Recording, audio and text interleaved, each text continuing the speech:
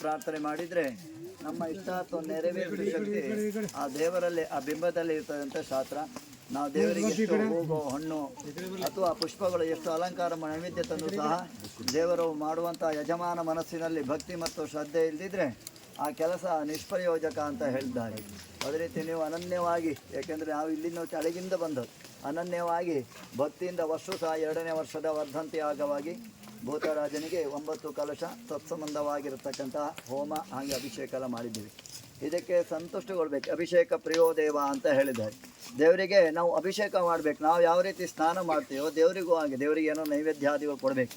365 ದಿವಸ ಎಂಬುದು ದೇವರಿಗೆ 1 ವರ್ಷದ 1 ದಿನ ಇದ್ದಾಗೆ. ನಮಗೆ 365 ದಿವಸ 1 ವರ್ಷ, ದೇವರಿಗೆ ಒಂದು ದಿನ ಇದ್ದಂಗೆ. ನಾವು ಬಾಲಾವಸ್ಥೆಯಲ್ಲಿ ಮೊದಲಾಗಿ ದೇವರು ಪ್ರತಿಷ್ಠೆ ಮಾಡಿದಾಗ ಕಲೆ ಕೊಡಲಿಕ್ಕೆ ಆಗೋದಿಲ್ಲ. 96 ಕಲೆಗಳು 24 ತತ್ವಗಳನ್ನೆಲ್ಲ ಆವಾಗ ಕೊಡಲಿಕ್ಕೆ ಆಗೋದಿಲ್ಲ. ವರ್ಷ ಸಹ ದೇವರಿಗೆ ಆ ಜೀವಕಲೆ, ಬೈಂದುವ ಕಲೆ, ಹಾಗೆ ಷಣ್ಣವತಿ ಕಲೆಗಳನ್ನೆಲ್ಲ ಕೊಟ್ಟಾಗ ದೇವರಿಗೆ ಸಂತುಷ್ಟಿಗೊಳ್ತಾನೆ ಅಂತ ಶಾಸ್ತ್ರ.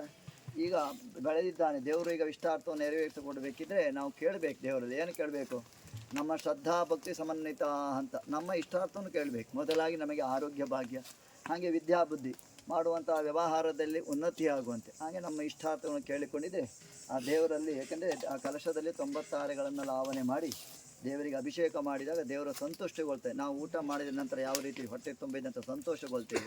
ಯಾರು ಬಂದು ಬೇಡಿದರೆ ಒಂದು ಸ್ವಲ್ಪವೂ ಕೊಡ್ತೇವೆ, ಹೆಚ್ಚಾಗುವುದಿಲ್ಲ, ಸ್ವಲ್ಪವೂ ಕೊಡ್ತೇವೆ. ದೇವರಲ್ಲೂ ಹಾಗೆ ಅವನು ಸಂತೋಷದಲ್ಲಿದ್ದಾಗ ಅವನಲ್ಲಿ ಬೇಡಬೇಕು. ನಾವು ದೇವರಿಗೆ ಏನೂ ಕೊಡೋದೇ ಕೇಳಿದರೆ ದೇವರು ಏನು ಹೇಳ್ಸ್ಕೊಂತಾರೆ ಅಂತ ಹೇಳಿದ್ರೆ, ನನಗೆ ಕೊಡಲಿಲ್ಲ ಮತ್ತು ನಾವಿನಿಗೆ ಏನು ಕೊಡಬೇಕು ಅಂತ. ಪ್ರಪಂಚಮೇ ಸರ್ವಂತರ್ಯಾಮಿ ದೇವರು ಎಲ್ಲ ಕಡೆಯಲ್ಲೂ ಇದ್ದಾನೆ ಅಲ್ವಾ.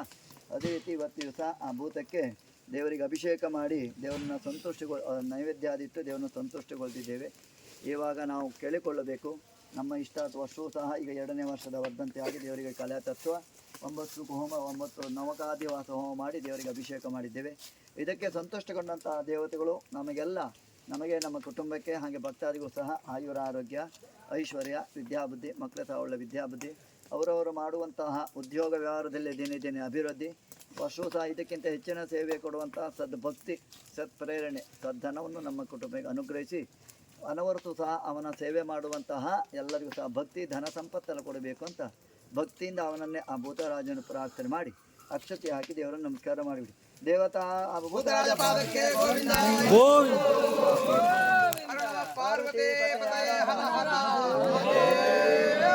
ಬಲಿದಾನ ಕರ್ಮ ಕರಿಷೆ ಯಾನಿ ಕಾನಿ ಪಾಪಾನಿ ಜನ್ಮಾಂತರಗ್ರಾನಿ ಚ ತಾನಿ ತಾನಿ ವಿನಶ್ಯಂತೆ ಪ್ರದಕ್ಷಿಣಂ ಪದೇ ಪದೇ ನಮೋ ಭಗವತೆ ಭೂತರಾಜಾಯ ಪಾಪ ಸಂಭವಃ ಪ್ರಾಣಿನಾಂ ಕೃಪಯಾ ದೇವ ಶರಣಾಗತಃ ತದಾನ್ಯಥಾ ನಾಸ್ತಿ ಹೇ ತ್ವಮೇವ ಭೂತರಾಜ ಮಮ್ಮಲೆ ಗಣ್ಣ ರಕ್ಷಕಯತ್ತಾನೆ ತೆರೆ ಕುರು ಭೂತರಾಜಾಯ ನಮಃ.